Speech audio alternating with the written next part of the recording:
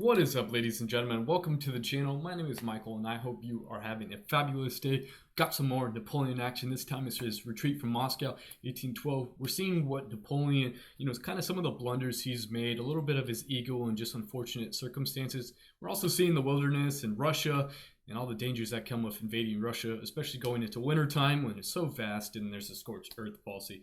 Anyways, drop a like. Let's get into it.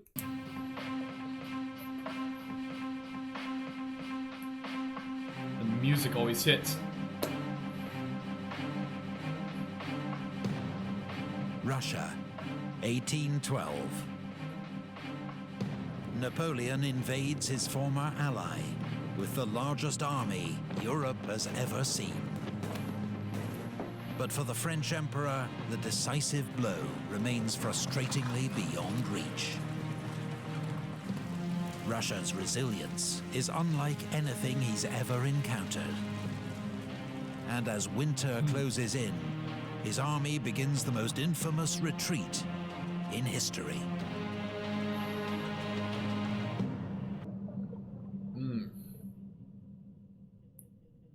Insanity. The 15th of September, 1812. 83 days after invading Russia, a week after his costly victory at Berezina, Napoleon entered Moscow.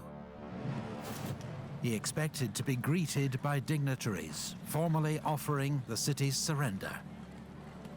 Instead, he discovered that 90% of Moscow's inhabitants had fled. A fire had started the previous night and was blamed on drunken soldiers. But over the next 48 hours, fires continued to break out across Moscow until most of the city was ablaze. Count Fyodor Rostopchin, the city's governor, had ordered that Moscow be destroyed rather than allowed to fall into enemy hands. And now fires were being started deliberately by Russian criminals freed from jail and acting on police orders. French soldiers rounded up and shot any they could catch. But the inferno was impossible to contain. In 4 days, 2/3 of Moscow was destroyed. Wow. With the fires finally under control, Napoleon's soldiers turned their attention to systematically looting the ruined city. While from his new quarters in the Kremlin, Napoleon sent a letter to Emperor Alexander in St. Petersburg, inviting him to make peace and end the war. I mean, this is truly scorched earth policy. You have a major city and most of it's ablaze and destroyed. Like, they are seriously taking the scorched earth policy to the next level, which ultimately, proves wise. But still, it's just crazy to see the intensity and the dedication that the Russians had to, stopping Napoleon, even if it meant destroying what they, cherished. He received Craziness. no reply. Napoleon waited, confident that Alexander would eventually negotiate. But as the days passed, he grew increasingly uneasy. Cossack raids were disrupting his vital communications with Paris, as well as the arrival of supplies. While the steady attrition of French forces and Russian reinforcements meant Napoleon was outnumbered for the first time in the campaign. Rumors also reached him that his reluctant allies, Prussia and Austria, were in secret talks with his enemies. Napoleon had proposed that the army winter in Moscow, but that now looked too dangerous. Reluctantly, he accepted that the army would have to move back to Smolensk to find safe winter quarters. Napoleon knew how severe Russian winters could be, but continued to put off his departure, reassured by fine October weather, and hoping that at the last minute there might be a message from Alexander offering peace. It never came. On the 13th of October, the first light snow fell. 5 days later, Kutuzov launched a surprise attack on Murat's advance guard at Vinkovo and defeated it. Napoleon, stung into action, gave the order for the army to leave Moscow the next day. Our video sponsor, the legendary... Oh man, that is craziness indeed.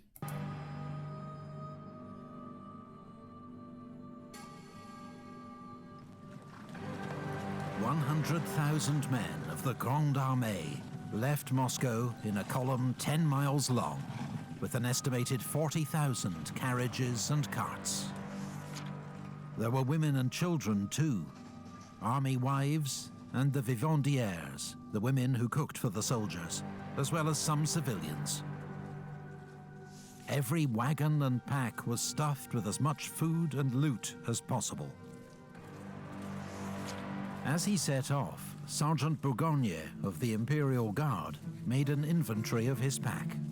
It contained several pounds of sugar, some rice, some biscuit, half a bottle of liqueur, a woman's Chinese silk dress embroidered in gold and silver, several gold and silver ornaments, amongst them a piece of the cross of Ivan the Great. Besides these, I had my uniform, a woman's large riding cloak, 2 silver pictures in relief, 12 inches long and 8 high, all in the finest workmanship. Also several lockets and a Russian prince's spittoon set with precious stones. I wore over my shirt a yellow silk waistcoat, which I had made myself out of a woman's skirt. Over that, a large cape lined with ermine and a large pouch, hung at my side by a silver cord. This was full of various things, amongst them a crucifix in gold and silver and a little Chinese porcelain vase. Then there were my firearms, powder flask, and 60 cartridges in the box. Wow. Random loot. This heavily encumbered army did not yet realize it was in a race against time. The Russians were beginning to move against the flanks of Napoleon's 550-mile deep salient. Oh my. That very day, Wittgenstein's army... You know when you get like something random just kind of in your eye and it's just instant, you gotta rub it? My eyes like spazzing out was right driving now. back Marshal Saint-Cyr's outnumbered force at Polotsk and drawing Victor's 9th Corps west to support them. In the south, Admiral Chichagov's advance had Schwarzenberg's Austrian Corps falling back to cover Warsaw. The corridor was closing. And then there was the weather. Though Napoleon was confident his army could reach winter quarters in Smolensk in 20 days, well before the more extreme temperatures were due to hit. Napoleon planned to withdraw via Kaluga, through unspoilt country where the army could forage for supplies. But Kutuzov sent General Dokhturov's 6th Corps to block the road at Maloyaroslavets. In fierce fighting, Italian troops of Eugene's 4th Corps drove the Russians out of the town. It was a hard-won victory, reminiscent of the fighting at Borodino. Kutuzov now stood between Napoleon and Kaluga. Napoleon now took the unusual step of conferring with his marshals. And after discussing various options, he decided that rather than seek another major battle, they would retreat the way they'd come, along the Smolensk road. Napoleon had hoped to avoid this route, as it meant marching back through country already stripped bare of supplies. The day after the fighting at Maloyaroslavets, Napoleon was nearly captured by a group of Cossacks, and saved only by General Rapp's charge at the head of his escort. After this close shave, Napoleon had a phial of poison made up, which he carried around his neck in case of capture.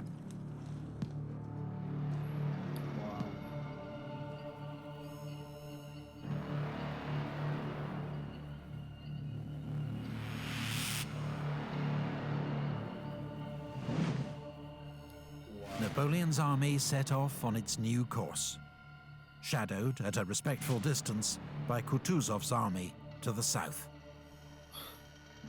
They passed the old battlefield of Borodino, a grisly, unnerving sight where crows pecked at half-buried corpses. Relentless marching quickly began to tire out men and horses. A few days later, the temperature fell below freezing. The army's overworked, starving horses died en masse. Discipline began to break down, as some drivers simply dumped the sick and wounded by the roadside to try to ensure their own survival. As the French column became increasingly strung out, General Miloradovich, commanding Kutuzov's advance guard, fell on Davout's rear guard outside Vyazma. For a few hours, Davout's first corps was cut off, until Eugène and Ney came to his rescue. The battle ended with street fighting in Vyazma, as the French hastily evacuated the burning town. For the soldiers of the Grande Armée, so unaccustomed to retreats and routes, Vyazma was an alarming, demoralizing blow.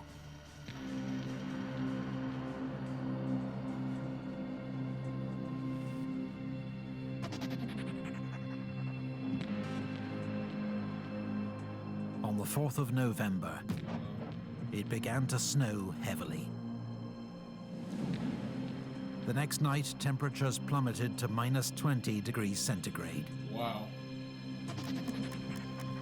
Few men or women had proper winter clothing or access to shelter. Many froze to death overnight. The next morning, wagons and guns were abandoned.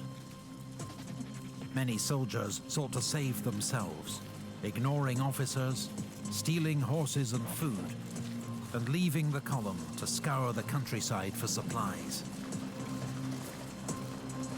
Many of these foragers were found by the Cossacks. Some cut down or lanced, others robbed of every possession and left to freeze. In a few cases, they were handed over to peasants, eager for retribution against the foreign invaders who had plundered all they owned. As the army struggled on towards Smolensk through blizzards, Napoleon ordered Eugène's 4th Corps to strike out for Vitebsk, where there were large French supply depots. But Vitebsk had already fallen to the Russians. 4th Corps was too weak to fight its way through, and rejoined the army, minus its artillery and most of its baggage. A colonel who saw 4th Corps at this stage described men without shoes, almost without clothes, exhausted and famished, sitting on their packs, sleeping on their knees, and only rousing themselves out of this stupor to grill slices of horse meat or melt bits of ice. Just 3 weeks after leaving Moscow, a third of the army was dead or captured. About half the rest formed a growing army of stragglers, men without units, prepared to fight only to survive. Napoleon reached Smolensk on the 9th of November. The first troops into town ransacked the supply depots, leaving nothing for those who followed, including Ney's rearguard, which arrived 6 days later. Napoleon had hoped to make Smolensk his winter base, but the state of the army and lack of supplies meant the retreat had to continue. But the 5 days he spent there gave Kutuzov time to circle ahead and prepare an ambush. When the French retreat resumed, he struck 30 miles west of Smolensk at Krasny. In 3 days of desperate fighting through knee-deep snow, Napoleon used his Imperial Guard to hold open the road, as Eugène and Davout's corps fought their way through the ambush with heavy losses. 2 regiments of the Young Guard were ordered to make a sacrificial counterattack to keep the Russians at bay, and were virtually annihilated.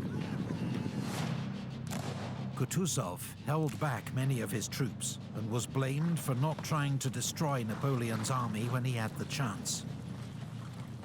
It's possible he was concerned at the number of raw conscripts in his own army, also suffering terribly in the freezing conditions. Yeah.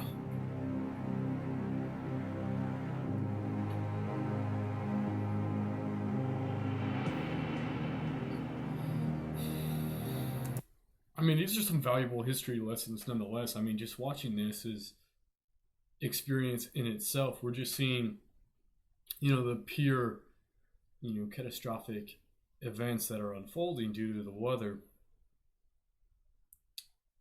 And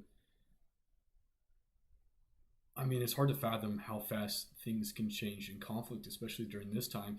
And it's even more hard to fathom during this time because communication isn't as effective as it is, today. That being said, I mean, Napoleon's just, it's just a disaster all around, because of this weather. And there's a famous picture that, I saw in a history book, painting. And, it just depicts the French retreat from Moscow. And the famous message of you never invade Russia and win. And we're literally seeing that before our eyes, just the devastation that's happening. I mean, most of his army has been wiped out. They're never going to, at least, at this point in time, they're not going to want to fight. I mean, they're depleted. The morale's destroyed. I mean, as far as leadership, you might as well just understand that you lost. It's over. You need to pull back all the way, that there is no last stand. Not every French corps broke through at Krasny.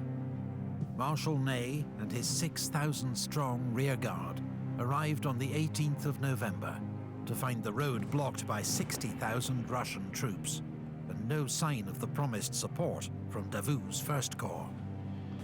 Ney's men hurled themselves against the Russian lines with desperate courage, but were mown down. Rejecting several invitations to surrender, Ney led the survivors in a daring night crossing of the Dnieper River, then across 45 miles of open country under constant attack from Platov's Cossacks to reach Orsha. By the time Ney rejoined the army, his rearguard was down to just 800 fighting men, leading a column of several thousand stragglers. The army regarded his escape as a miracle. Yeah. And when Napoleon heard of it, he immediately dubbed Marshal Ney the bravest of the brave.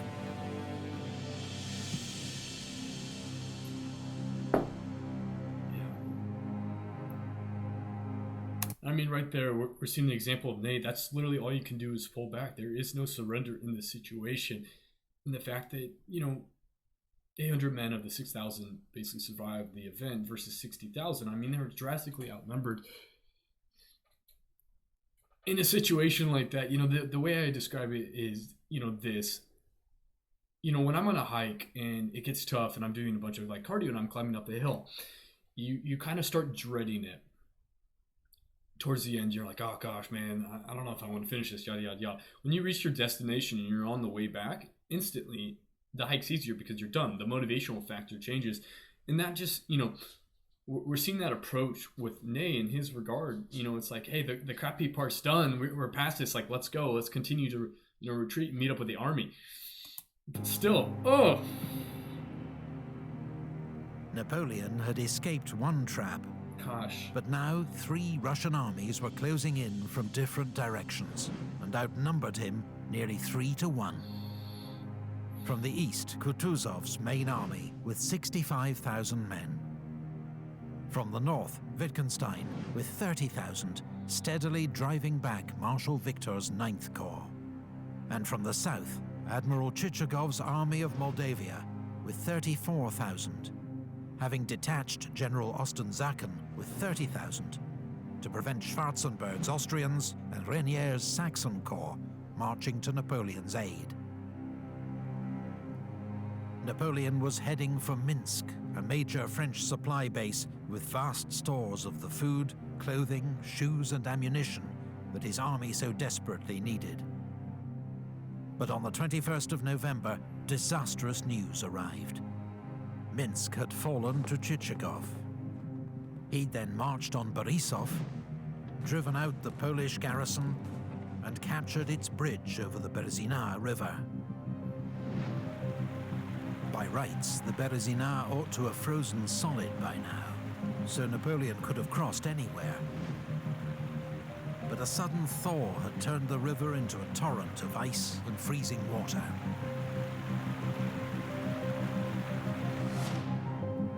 Napoleon was at least joined by the hard-fighting Marshal Oudinot and his Second Corps, which hadn't suffered as badly as the main column on its retreat from Polotsk. Oudinot launched an immediate counterattack on Borisov and retook the town, but couldn't stop the Russians burning the bridge. With no other bridge for miles in either direction, it seemed Napoleon's exhausted army was finally doomed.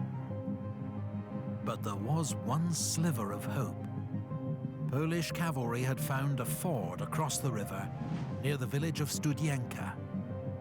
Napoleon issued a flurry of orders. Second Corps was to fake preparations for a river crossing south of Borisov. Victor's 9th Corps, arriving from the north, was to form a rear guard east of Studienka to hold the Russians at bay, while engineers worked as quickly as possible to build pontoon bridges across the river and win Napoleon's army a fighting chance of escape.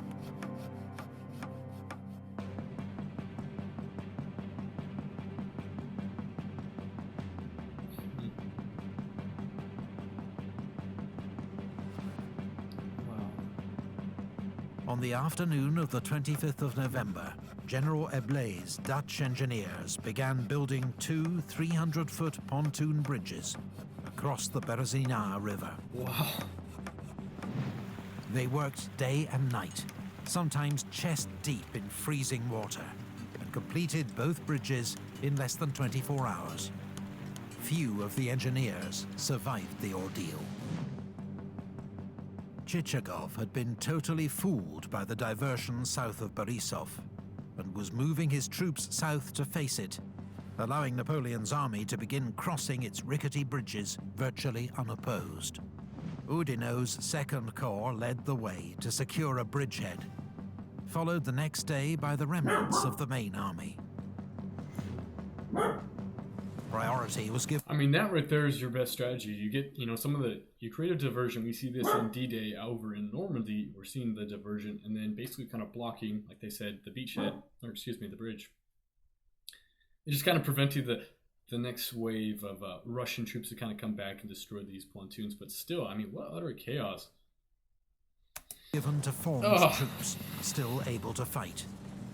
For the time being, the army's vast crowd of stragglers remained on the far bank. By the time Chichagov realized his mistake and began moving north, Napoleon had troops in place to defend the crossing.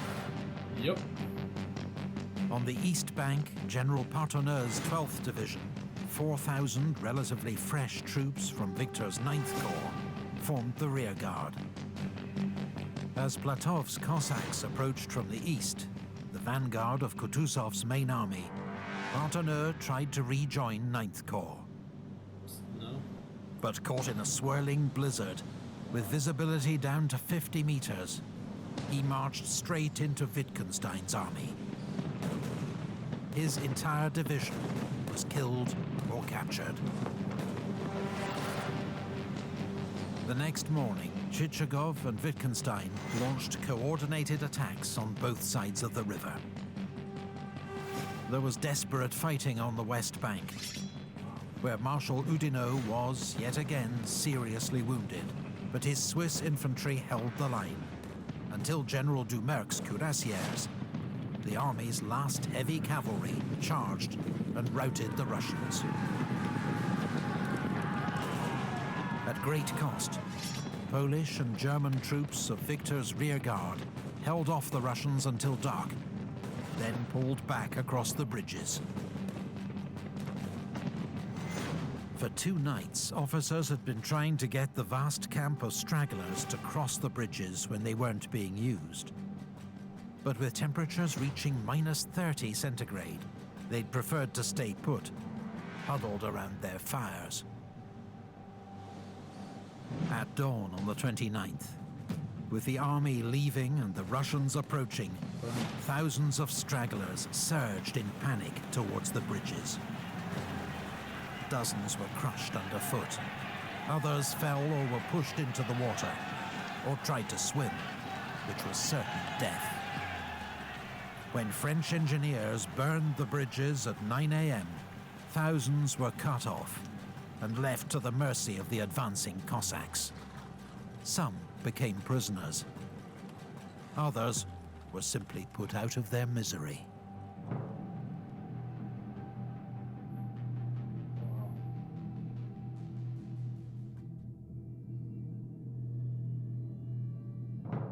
Since the retreat began 43 days earlier, the Grande Armée had marched nearly 500 miles, under constant attack, starved, exhausted, and for the last 23 days, in lethal sub-zero temperatures, without proper clothing or shelter. In that time, the fighting strength of the Grande Armée had been reduced from around 124,000 men to 20,000, with as many stragglers still following the army. As the retreat continued to Vilna, the weather turned even worse, the temperatures falling to minus 37 degrees centigrade. The Russian armies at least now held back, leaving the winter, the Cossacks and Russian peasants to finish off the invaders. On the 5th of December, Napoleon left the army, traveling incognito across Europe at breakneck speed, and reaching Paris in just 13 days.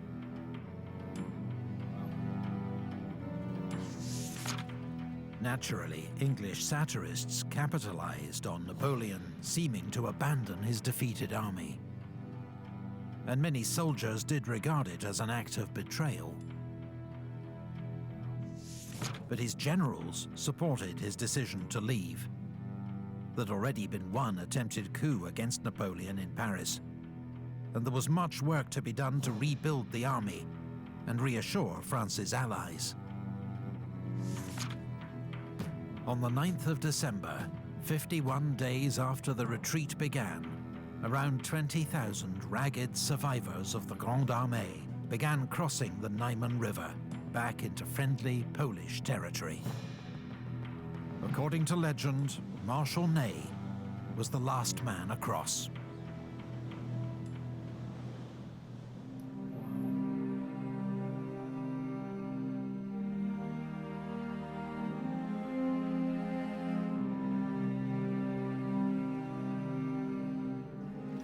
Napoleon's invasion of Russia had proved to be one of the greatest military disasters in history.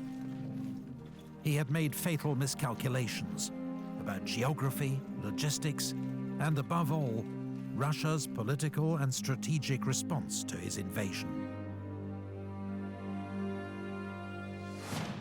These blunders cost his empire around 500,000 men, as well as 250,000 horses and 1,000 cannon. Put another way, of every 12 men who marched into Russia with the Grande Armée, one was killed in action or died of wounds.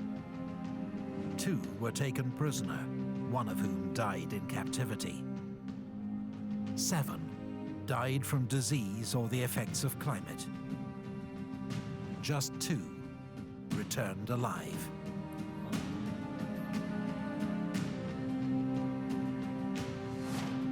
Contrary to myth, many more soldiers had died in the summer advance from heat, typhus and dysentery than were lost in the winter retreat. Russian military casualties were estimated at 150,000, and a huge but unknown number of civilian deaths. The Russian campaign was a catastrophe for Napoleon, not just in lost troops and resources, but in damage to prestige and reputation. That winter, all his enemies sensed weakness and prepared to join forces against him. But the Emperor wasn't going down without a fight. Back in Paris, he admitted to his ministers, "Fortune has dazzled me, gentlemen. I've let it lead me astray. Instead of following my plan, I went to Moscow.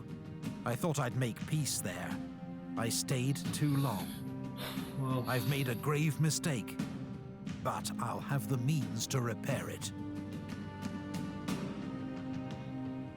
Thank you. I mean, we're seeing his, like, the ego and the aspects, and him understanding that there was a blunder, and ultimately, you know, knowing history, is that this is basically pretty much the end of Napoleon. In the first, you know, the first part clearly comes back a second time, but I mean, still, just the other chaos invading Russia in the winter ended up being an absolute disaster.